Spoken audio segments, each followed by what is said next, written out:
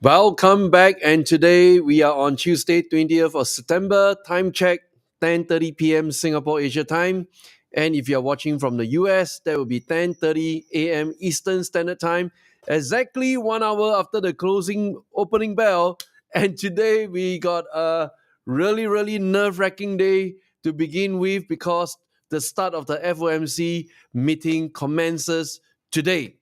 So, how's everybody holding up? Because we're going to see quite a mind-boggling marketplace right now. And before we get started, just want to see who's alive with us today. Welcome back, and I invite you to go to the live chat and let me know if you are watching us live at this moment. And wow, so many of you are so fast. I see Liz, I see CP, Isabella, Jacqueline, Aries, and Adeline, Altin. Tonight's show is going to be quite interesting, all right, because we are exactly like 24 hours away from the actual announcement of the interest rate hike. And I thought tonight's presentation, we're going to put things into perspective. So instead of us going through like what everybody else is saying, doom and gloom, Armageddon, end of the world, and that's what the market is saying right now. And in fact, the market is not just saying it, the market is reacting to it right now, right? So I want to make sure all of you are really in the right context of looking at how the interest rates will be announced tomorrow. And I think this is the final day I can do that. And tomorrow we go into the actual battle zone itself, okay? So welcome back to all of you. Ryan say it's a scary day. Every day is a scary day. I was just having our investment committee meeting this afternoon, and we were debating about why don't we just give the market the pain that it wants, rather than slow dripping torture. This is like what we call a very well known Japanese torture system that was kind of started in World War II, right? They don't let you die immediately, but let you die through a very slow, painful death. and this is what the Fed has been doing to us since the start of this year until now.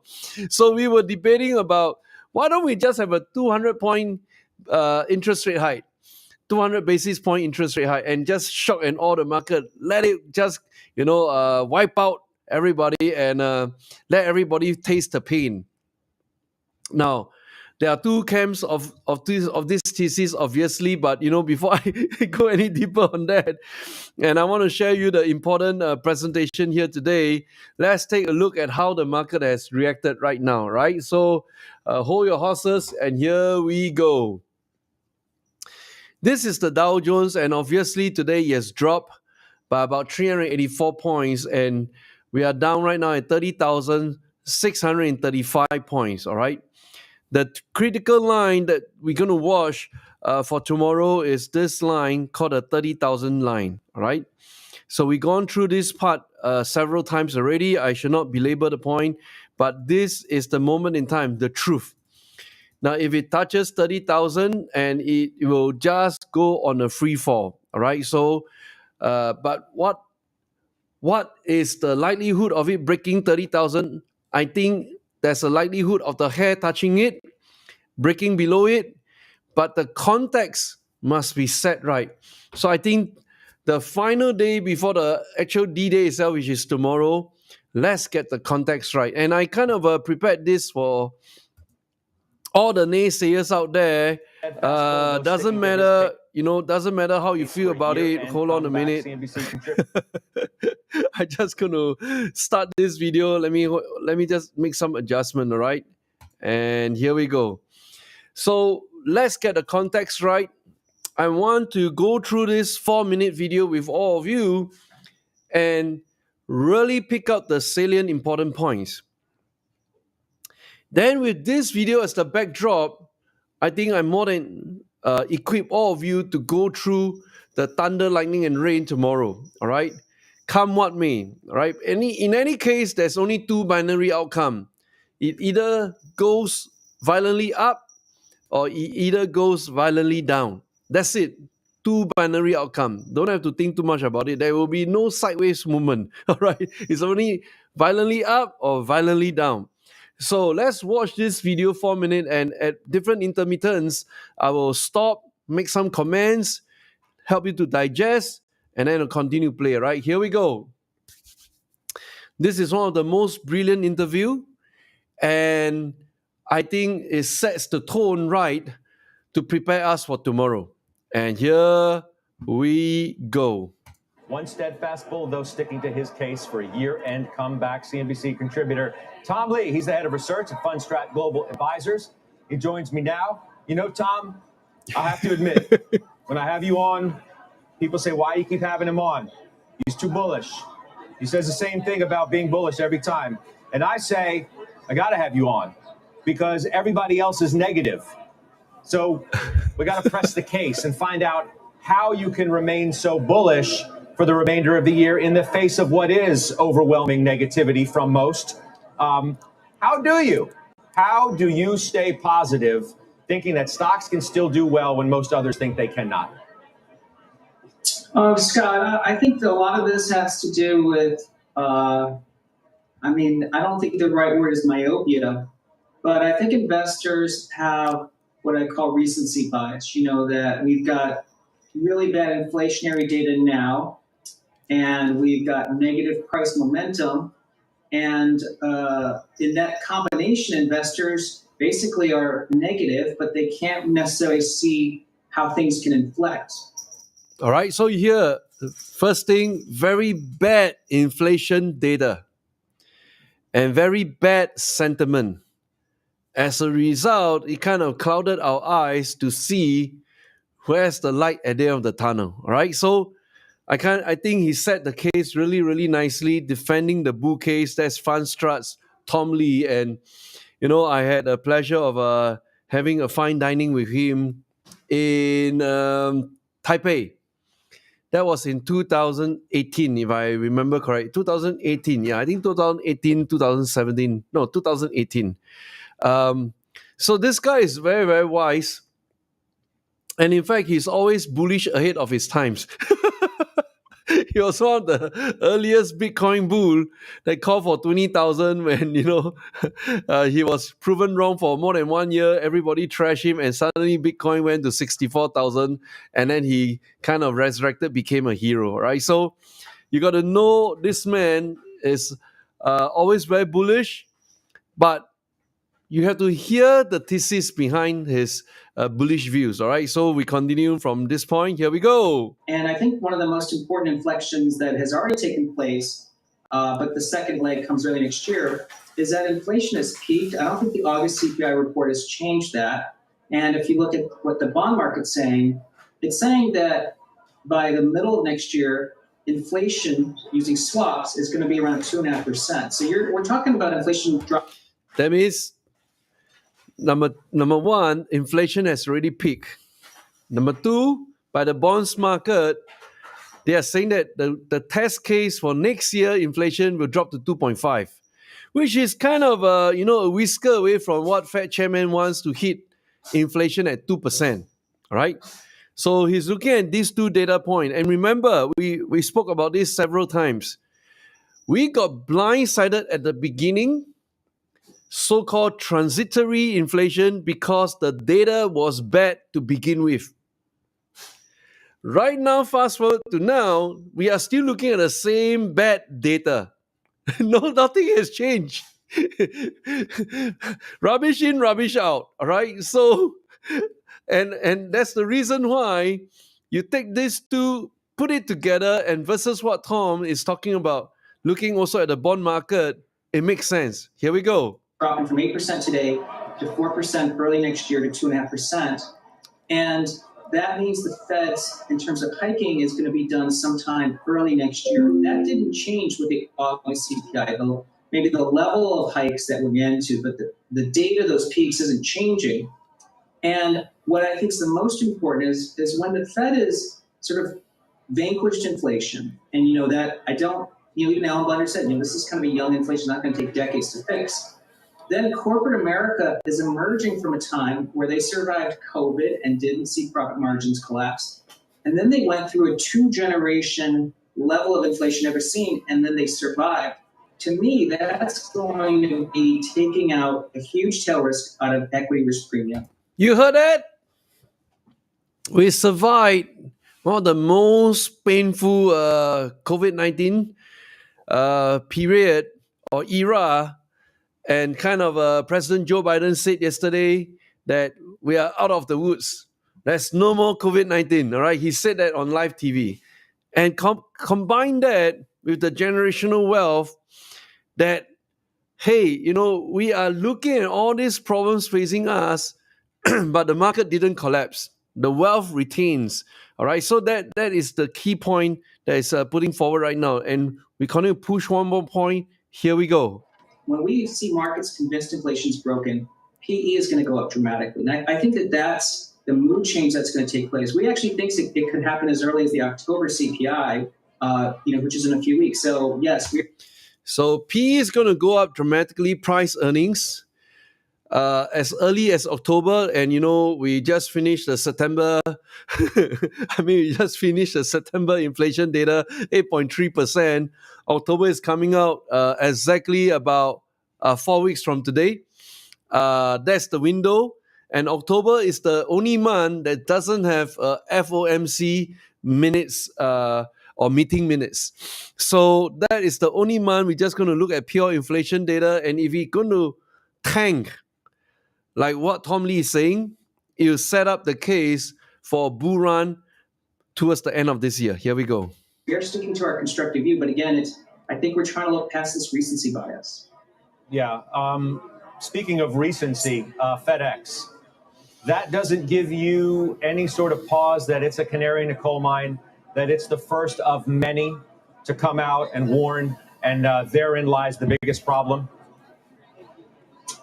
Scott, you always have to pay attention to transports because they're a pretty good real-time and early sort of barometer of economic activity. But I just think we've got to mitigate that in 3 ways. Number one, FedEx pre-announced it's down 20%.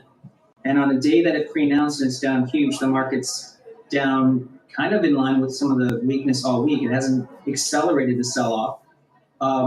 Secondly, we don't really want FedEx to announce upside surprise to earnings because I think then you'd see markets raise up their hands again and actually raise Fed expectations. In fact, we saw the 10-year kind of cool today. So from a timing of what happens next year, it's actually a good thing. And I think the third thing just to keep in mind is, FedEx, and there's a lot of commentary about that today, it shouldn't be a surprise to the extent that they did build up a lot of capacity into this year. And we've got a slowdown in the rest of the world. And, if investors think that you got to take down earnings for the market because of FedEx, that might be true, to some smaller beta, but they're forgetting that the PE is going to change dramatically when inflation risk is taken out of equity risk premium. Hear that? So we have been circling round and round in circles since last week. From FedEx boss Subramaniam. And over the weekend video, Saturday, Sunday, I further plot the chart.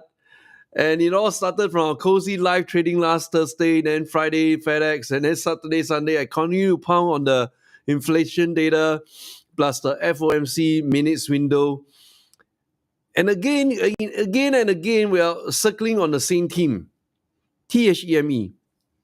And that is the number one, is the inflation data so bad and lagging that everybody failed to see it. That perhaps on the ground, inflation has already kind of dropped significantly. All right. So we got 3 more windows left. October, November, and December for the inflation data to be announced. And, when I share with you on the cozy live trading, the window is so close to the FOMC days. It's literally the next day, right? So this is the part that we are still on the thesis of our blue box. The last 2 weeks, in fact, the last 2 to 3 weeks of the month in December, we're going to have a major spike of the earnings, all right? So Let's finish off this video and we are done. Okay, so that's the video I played you. You can search for it as well. And, that is the first video. I want to set the context right in preparation for tomorrow. The second one that I need to show you right now is also kind of a similar theme, but presented in a different manner. Now, so we got one guy, Tom Lee, who's kind of roll up the sleeves, actively trading the market, and his firm is kind of widely followed. Then on the other hand, we have a learned professor from Wharton. And let me show you this gentleman, Jeremy Siegel.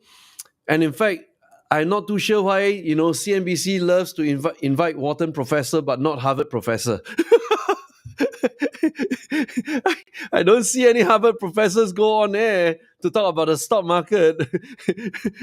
And likewise, during my Harvard classes, I always question them about the stock market. None of them wants to answer me. I think they are just not into the active market, but looking at studying of history, all right? So jokes aside. So what is Professor Jeremy Siegel telling us? He says the stock market will surprise investors to the upside as cooling on the ground inflation means the Fed won't hike rates to extremes, all right? So let's put forward the argument. And really, really interesting 3 big points here. Number one, hang on a minute. It's going to surprise investors to upside as inflation cools down. And number two, believes continued signs of inflation mean the Fed won't hike interest rates to extremes. And easing inflation, I mean, we didn't really ease that much from 9.1 drop to 8.5, 8.5 drop to 8.3. But I think the off the cliff drop will happen in October. And that's riding on Tom Lee's, his thesis that October will have the first plunge, and then followed by November, December, plunge. And then point number 3, on the ground, I don't see prices going up anywhere near the rate it did in the past. Now, I can verify this one.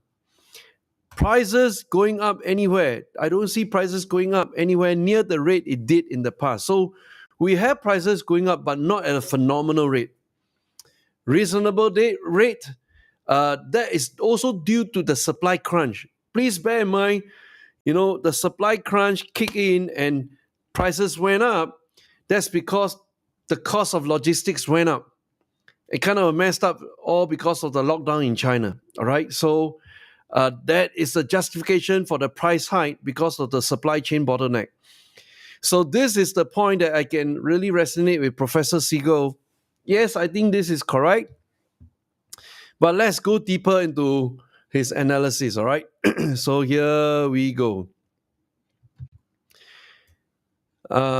Professor Siegel said on Monday that on the ground, inflation isn't rising as fast as it used to, and that means the Fed could be nearing an end to its outsized interest rate hikes.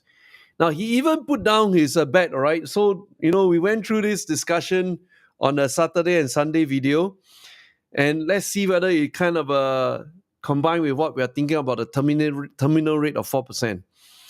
I do think that the Fed has decided that we are going to go for 75 basis, which is tomorrow, okay? Wall Street already accepted it's tomorrow, but, the whisperer from Wall Street Journal kind of whisper to the market, we should expect 100, not 75. Doesn't matter, okay? Around there. All right. Adding that the market expects another 75 basis in November, which will likely entail adding that the market expects another 75 basis in rate hikes by year end. So this total 75 is due to the fact that in November, remember we left 2 more windows, November and December.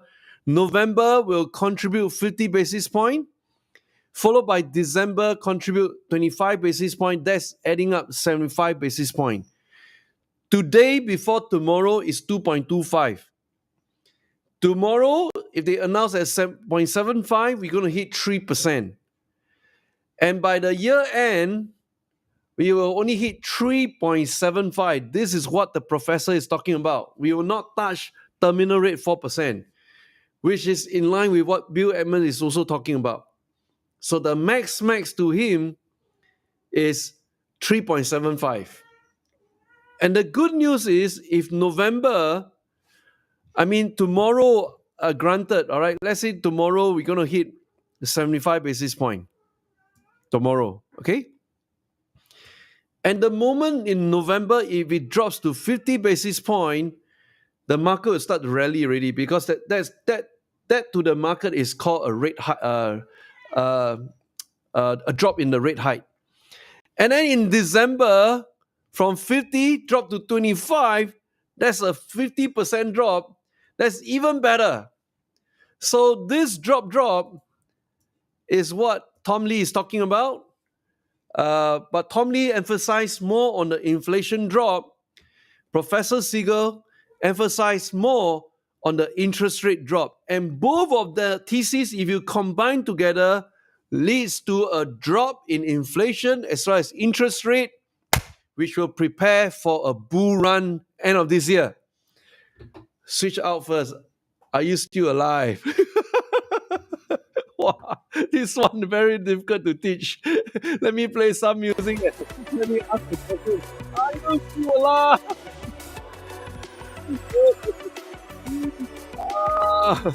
You still alive?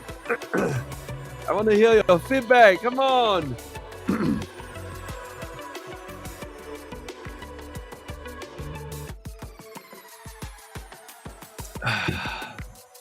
So I hope you all get the drift. We got to have the context right. Don't panic unnecessarily. Don't have to so overwhelmed by tomorrow. Tomorrow is just take it as it will happen already. All right. And to me, whether it's 75 basis height or 100 basis height, if Professor Siegel is correct, maximum and year end will touch a 4% terminal rate. All right. So that's what I'm thinking about. So we left off just now, and thank you, you guys. You guys are still alive. All right. So but don't just wait for the interest rate announcement tomorrow. That's not the fun part of it. The fun part of it is actually today. By end of today, you must make a decision. What's your thinking of inflation data till the end of the year? Number one. What's your thinking of interest rate till the end of the year? And you have to stretch your perspective until end of this year, 2022, not tomorrow. All right, so this is the fun part. We establish our position today ahead of tomorrow's interest rate announcement. Then that's how we learn, all right? Or else if you just wait for the announcement tomorrow, let me tell you, you'll forget 3 January. You will forget probably next week and next month. But whatever I'm teaching you today, I'll be probably teaching my grandchildren like 10, 20 years later. That, grandfather Akong has gone through this amazing journey with my students. And I can probably memorize the numbers easily because it's very internalized, right? So easy to remember. Terminal rate 4% is very, very easy to remember because 4 plus 3 is 7%. 7% is what the ordinary folks are paying for their mortgage loan payment. So the first number is very, very easy to remember, right? And then the second number is basically bringing down inflation to 2% by Fed Chairman Jerome Powell. That one is also very, very easy to remember. So you get 4% divided by 2, which is 2% on the target to hit inflation at 2%, right? And then what's the third number to remember? The third number to remember is this. Ding! Do you all know what is this? Ding! Ding! Can you do this? What is it? Ding, ding, ding, ding, ding. And that is, we want to see the market rally back to the previous high at the beginning of 2022. To have what we call a V-shaped recovery. Now, I'm the optimist here, and I know if what what we've gone through with you today for Tom Lee and Professor Jeremy Siegel, if what both of the learned scholars are correct in their prediction, let me tell you, when the pan-up for the market rebound is so high right now, we can just, boom, restore back. I've seen it many times in the past before, all right? It's not like doomsday. The only problem is the quality of the inflation data that kind of blindsided all of us since the beginning of this year, and it's going to blindside again right now, moving forward to the future. Okay, so that's the three numbers I'm thinking about. And then we continue to kind of understand what Professor Siegel is trying to teach us here, okay? And I think that should definitely do it, because on the ground, I don't see prices going up anywhere near the rate it did in the past. Adding that home prices are actually falling, though that won't be recognized in the official data for some time. And again, the emphasis is we have a lagging data, right? Whether it's inflation. But you know, my fellow portfolio manager is debating about retail sales data, which is like, I highlighted to him that, hey, I think I spotted a dip, but he's on the belief that it's going to keep soaring up. And I want you all to see for yourself, right? So is it I imagine, or is my eyes seeing it correctly? All right. So let me just distract you guys with another chart right now, and let's see what you're seeing. Is it the same as what I'm seeing? Now, if you are seeing what I'm seeing, then it's fine. All right. So this chart is taking some time to spin, and then I zoom out. Okay, so we're going to look at this very important chart called the Fred. This is the Fred economic data by St. Louis. And I'm going to kind of scroll down. What we are really aiming at is called, let me just present it nicely, all right? It's called the retail sales. Advanced retail sales, or the retail trade, all right? Now, obviously, you have to first look at the bottom of the scale, and I just want to study it right now from 2020, the start of the pandemic, until today, and then I spread it out, all right? So just stretch a little bit more. There you go. You can see now very clearly, right? And I make sure I really spread it. Oops, hold on a minute. I just adjust back here a little bit more. All right, this is really nice, okay? So the debate I had with my fellow portfolio manager is that, you know, this guy has been going up, and it's in a way a justification for the high inflation data. I say, yeah, it's true at the beginning it's going up, it's on a steep ascent. But what I'm observing right now is there seems to be a dip right here, the slope. And I zoom in. Can you see this little decline slope down, maybe by 1 to 3 degrees down? Right? Is it my imagination, or you see it also, right? So I see, okay, I think maybe the retail sales has hit the peak, time for it to go down. That means, what is retail sales? Consumers are still buying non-stop. They love to go out there and buy things at a high price. That's why it's pushing the inflation up, all right? So we are kind of trying to put our brains together on retail sales, on employment data, on manufacturing data, on lots of data. Kind of, I say, come on, we are studying too many data. We got to keep our thinking clean. And that's always my belief. So what if you consider so many data? What weightage do you assign to each one of them? Now, if you can assign a weightage to each one of them to come out with the perfect data, let me challenge you. You probably win a Nobel Prize. I give you this challenge. Go and solve this bloody inflation data problem. And you will win a Nobel Prize, all right? Because this is everybody feeling the pain right now. So, how to keep the data clean, all right? We left off just now over here, and then we finish this article. And this is the part that we are writing on. Investors' sentiment is extremely pessimistic levels, which sets the market up for positive surprises going forward, which is true. This is logical. It's not like pulled from the air. And then it seems like everyone that wants to be out of the market is out, and everyone that wants to be tactical is short. Therefore, the surprises are going to be to the upside. That's the reading by the learned professor. Not from Harvard, but from Wharton. Okay? So you've seen this. Nice, right?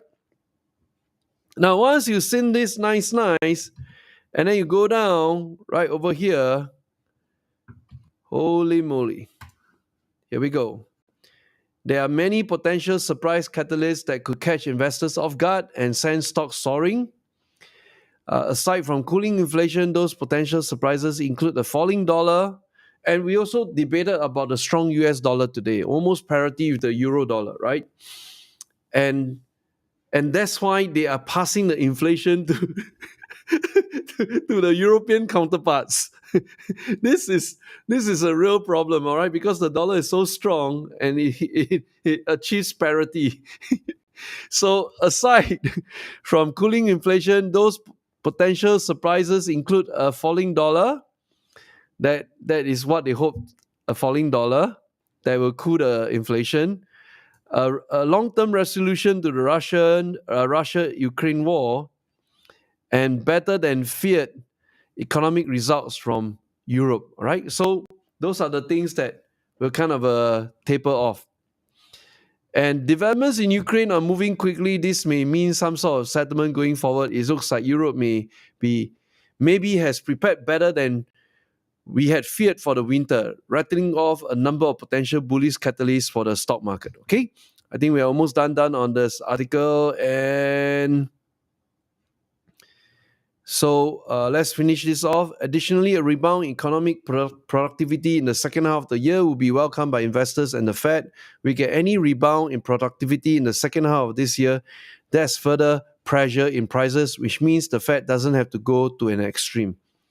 In fact, when he shared all this, they have to consider a viewpoint of Professor Siegel.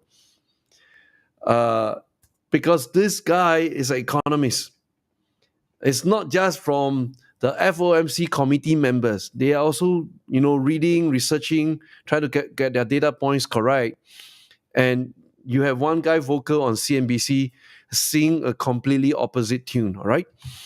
So finally, he believes the mid-June lows are indeed the lows for this current bear market cycle, which we saw just now on the Dow chart, and that investors should be prepared for head fakes.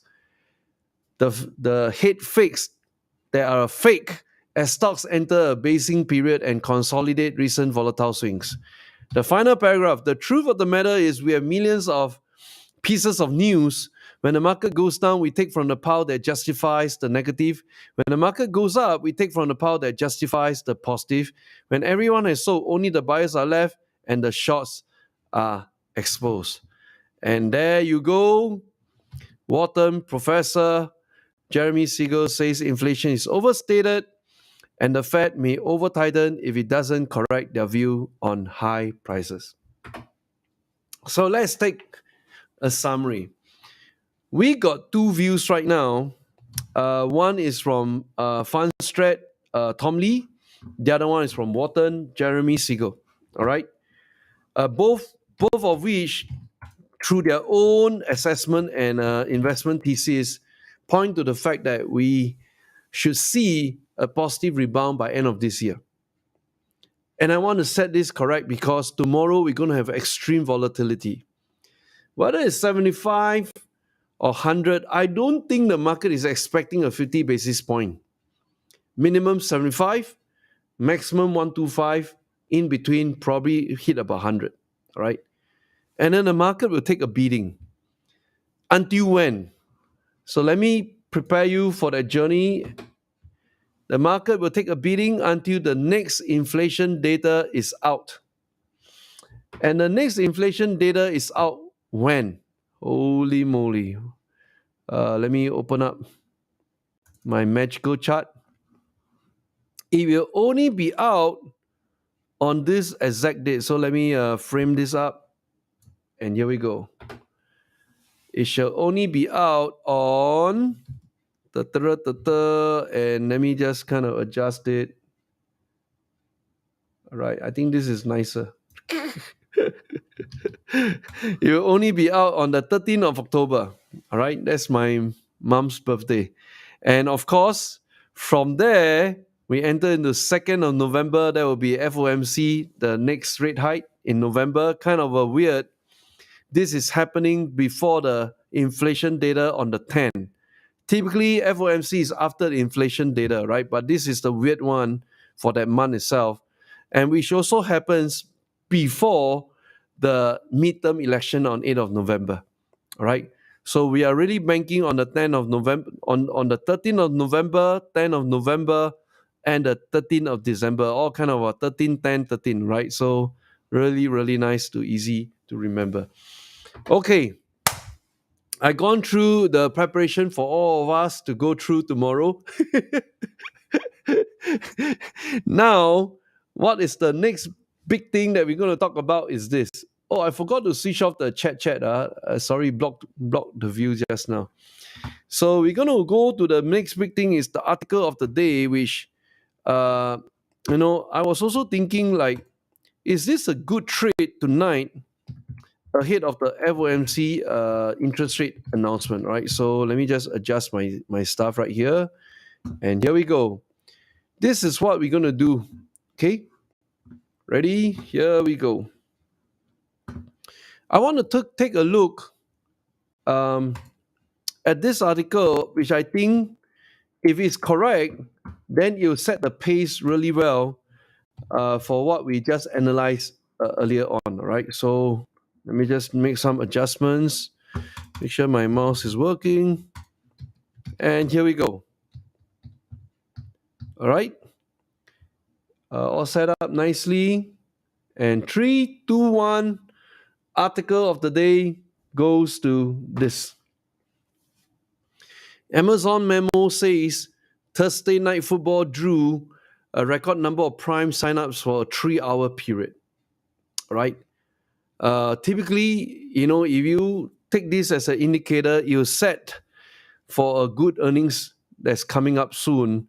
And that's another new revenue stream because they just recently acquired a $1 billion deal to feature exclusively the Thursday night rights from National Football League, NFL. Right, so this one is important.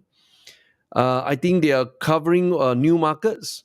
They are also fighting with Apple Movies, Apple TV, Netflix, Disney, and straight on, one deal like this will take the centerpiece because NFL is the biggest show of the of the American TV audience. All right, so they are able to convert them, and I don't just see it as a TV deal just to feature NFL because as they are featuring NFL, you know what you can do on Amazon. You can buy popcorns, you can buy beer, you can buy anything. The whole ecosystem is kind of linked together from watching the TV. You don't actually leave Amazon Prime. You are constantly on it. Unlike Netflix, can you buy Coca-Cola or popcorns from Netflix? You can't do that. Can you buy the same thing from Disney while watching Disney Plus? You can't do that. Amazon, boom, you can do that. And I think that's where the hookup of the ecosystem is, which is a much more powerful play. And no pun intended, it's really a powerful play for streaming war. Amazon has an upper hand. They can sell more things, all right, just by streaming the most popular program in the US. So there you go. I think we got a very powerful data point right here. And just by measuring the 3-hour period record number of new Prime sign up, not even talk about existing Prime users, all right? And more than during similar periods on Prime Day or other big shopping days like Black Friday or Cyber Monday. So this is really, really huge. And of course, they call it a resounding success. They have to blow their own horns, no problem with that. And is betting heavily on sports broadcasting with the hope that it will boost its Prime membership. Now, it doesn't stop there. Where most of the streaming channels are really exploring how can they include sports betting while watching. And the craziest of them all is Disney Plus. You know, they are really considering having the ability to let the viewers bet. Can you imagine we grew up watching Disney and right now they introduce betting on the channel? So that is a cultural misfit. But for Amazon, it's fine, it's neutral. So I'm not too sure whether they're going to go to that path, but let's see how they take off with this subscription program first. I think it's a huge, huge success. So there's 200 million subscribers worldwide. Amazon has said there are 18 million active Prime Video households in the US itself. All right, so this is a mega, huge. So I'm done on the article of the day. I hope you guys enjoy it. But because before I leave you guys off, tomorrow we're going to have our same live stream at 10:30 p.m. Singapore time.